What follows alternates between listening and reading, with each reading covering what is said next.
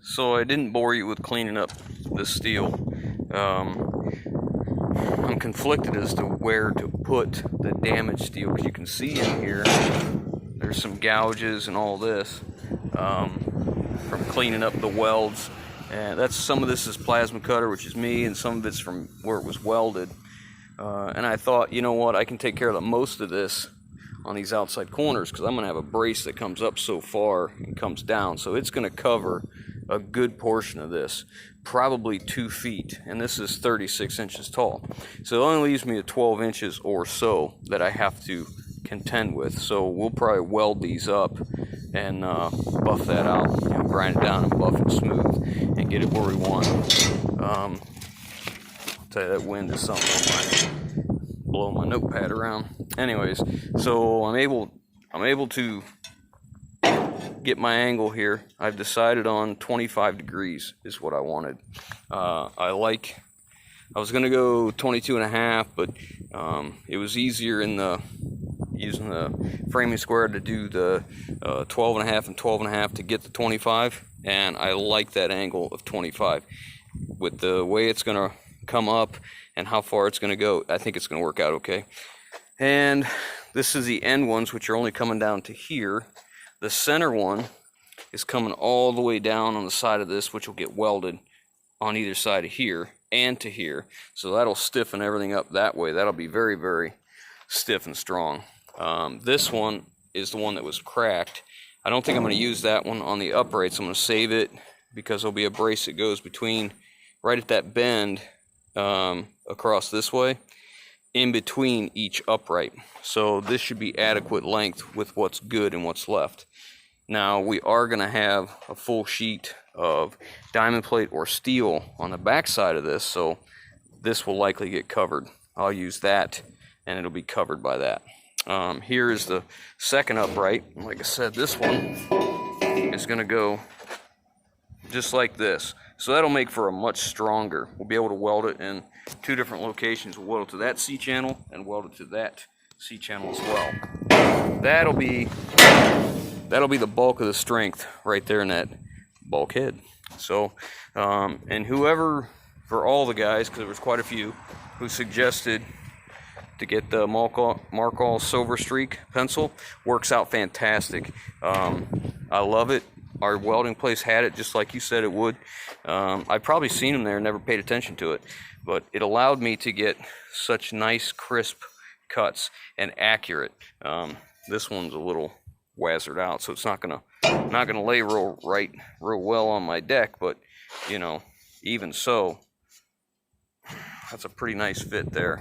And we'll just groove this out before we weld it, and then there'll be, when I bring the brace that cross in here, I think I'm gonna kind of split this angle here and have the cut on the box tubing come over this way and then come off at 22.5 or 25 and let it weld in both these so we can reinforce both pieces. So next I need my other upright. So I'm back to the boneyard, as we're going to call it, and start cutting this stuff apart because I need more of that. So as you can see, the flatbed is my layout table, you know, on purpose. That way I'm building it exactly the width of my bed and everything will work well.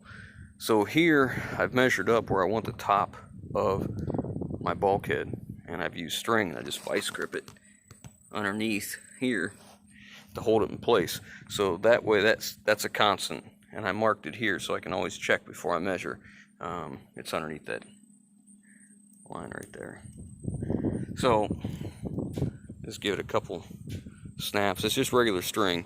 That way I can keep reference off of that, and then I can lay my piece in here. The next one going across, I can start measuring out for my lengths here and cutting my angles. Unfortunately, I'm going to be out of material because this is going to be my upright, and I might be able to get my 2 angle pieces, but I'm going to be short the one at the top. I'm not going to have enough for that. Originally I was thinking this was welded all the way through, but it wasn't. You can see it was a box here. So yeah, it is what it is. It's not the end of the world. So I'll have to pick up a piece of 2x2. So that'll slow me down a little bit, but I'm going to go ahead and cut that top piece off and use it for my one upright, and then use these ones here, I think, for my angled piece right here. Pencil's getting dull.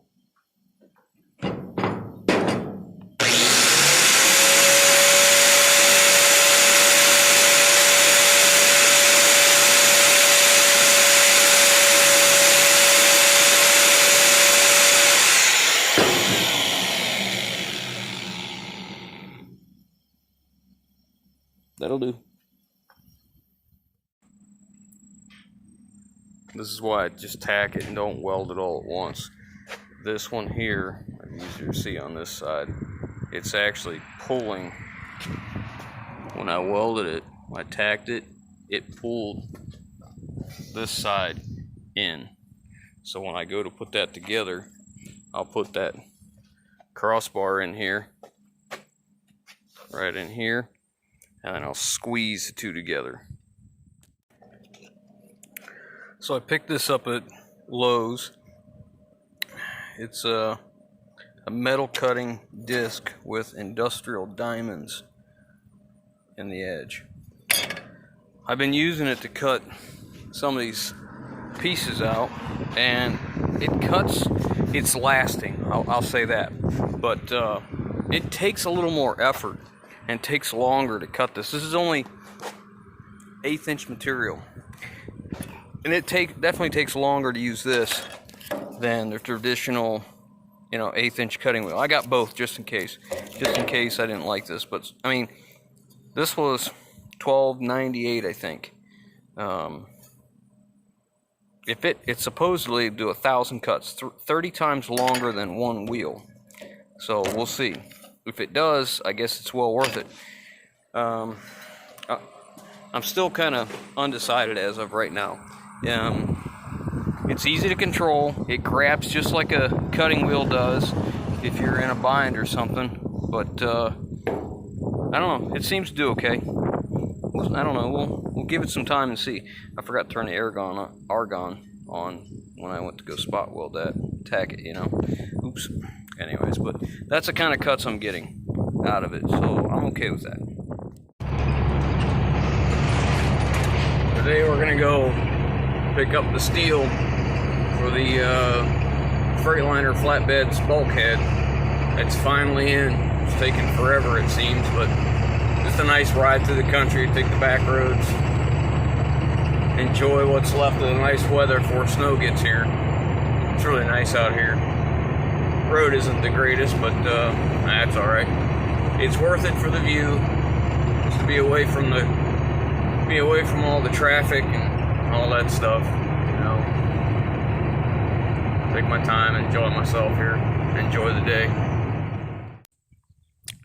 All right, we made it. So we got 1.5 inch, or 2.5 by 2.5 by 1/8 for the rest of my bulkhead. Here's my rub rail. That is 2.5 by 1/4, I think is what that was. And I got, you see that there? That's going to go between the, just like this one. It's going to be built very, very similar. You can see how much taller this is, and I don't really care for that.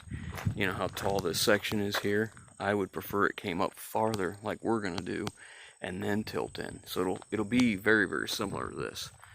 So that's what our pipe's going to do, is go across there. Only I'm not going to do angle iron like this. I'm going to come straight up from the top of here to underneath there, and I'm going to drill holes and slide it through. So it's, you weld on the flat of it, not in the valleys, So that's where we're headed with that. Well, after using this for quite a bit of this project, I can tell you that I really don't care for this. As much as this stinks to say, I think I'd rather stick with the regular cutoff wheels. This just takes a lot more effort. It's just not nearly as fast. And like everything, time is very important. So here's what we got. I have put this in the center, or real close to it. actually what this is if you pay attention here to this angle, we are in the center. And I did that so it would help stiffen this up, help with this joint. And I have flat steel laying across here, and I want to stay in a 1/2 inch from the top and the bottom so that we have a good place to weld down the side. I got just about everything done on the 2 inch or the 2.5. I have measured corner to corner to make sure we're square on each one of my sections here. One last thing in the 2.5 is this brace cross tube goes across here, which will receive the metal, and it'll weld to the front plate here.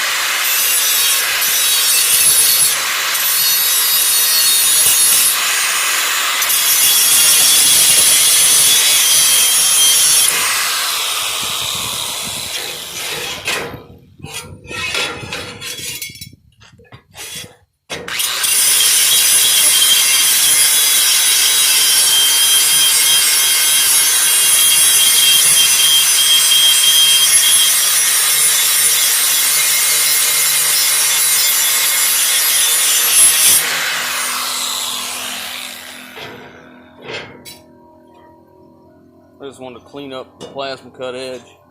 These are the backs to my light boxes. These are going to go up here in the top as the backs of my light boxes, and then we'll close them in. But I'm going to bring them like right about there, just so we can get a valley weld in there. I don't want it to be on top. I've got it so it's evenly spaced to be this way. Alright, so I need a way to get the wires up from here into the light box and then over to the other light box. So what we're going to do is cut a hole here. I'm just going to use a plasma cutter.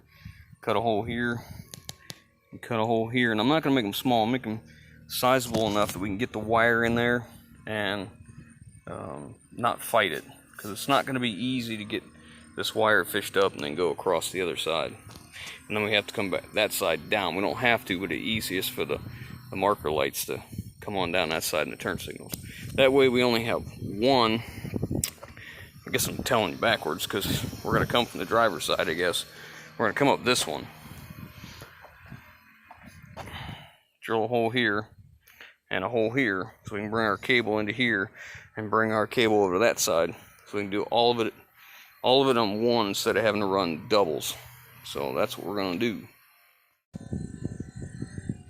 For my light boxes, I took some of that box tubing, that old stuff, and I slit it so we could have a nice rounded edge. We'll grind this in and weld it. That way it's a nice rolled edge. I got these beveled. I'm sitting up on a piece of crap right here, a piece of dirt, but this will come up and we'll weld all that in. So this will be like right up flush all the way around. Should make for a nice finish. Now I gotta fit the other side. I'm just taking one of these scraps. And I'm basically slicing it down here, taking this out, using the left side and the right side, throwing this away. So here's my next piece. Alright, I got 1-inch pipe going in here to protect my window, and then I have flat stock 2.5 by 1/4 coming up this way, so I got to drill holes to slide this through before I weld it all. So what I did was cut the 2 pieces to length, tack welded the ends together, make my marks here, and I'll just drill them both at the same time so I know they're exactly the same. My tubing is 1.125", and the closest I had was 1.25", so we're going to be a little bit sloppy around there, but it worked out. It'll be alright.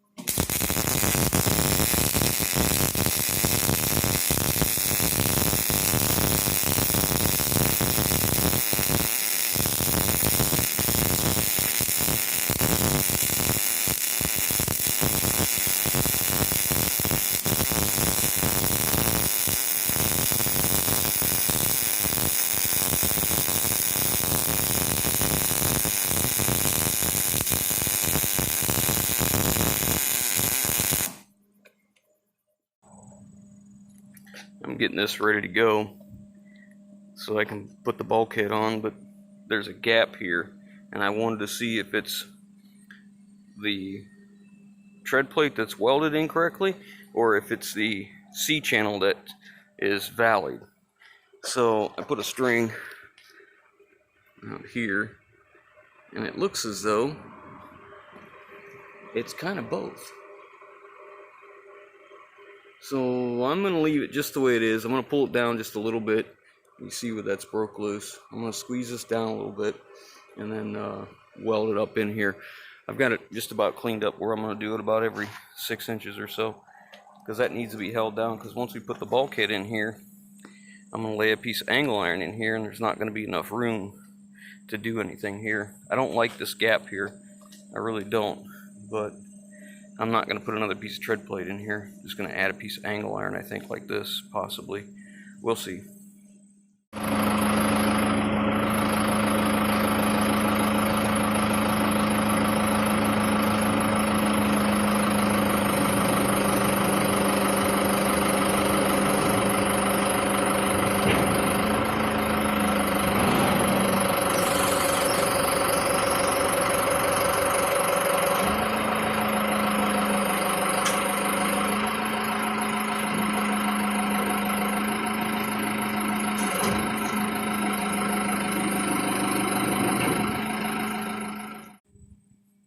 Alright, I got it on. I got these speed squares set up, so I know that I'm 90 degrees as close as I need to be. That's accurate enough for what I'm doing. Now what I'm going to do is I'll come in here and I'll weld this stuff in here. All the stuff that you won't be able to see, I'll weld, and I'll leave all the outside stuff for Brandon.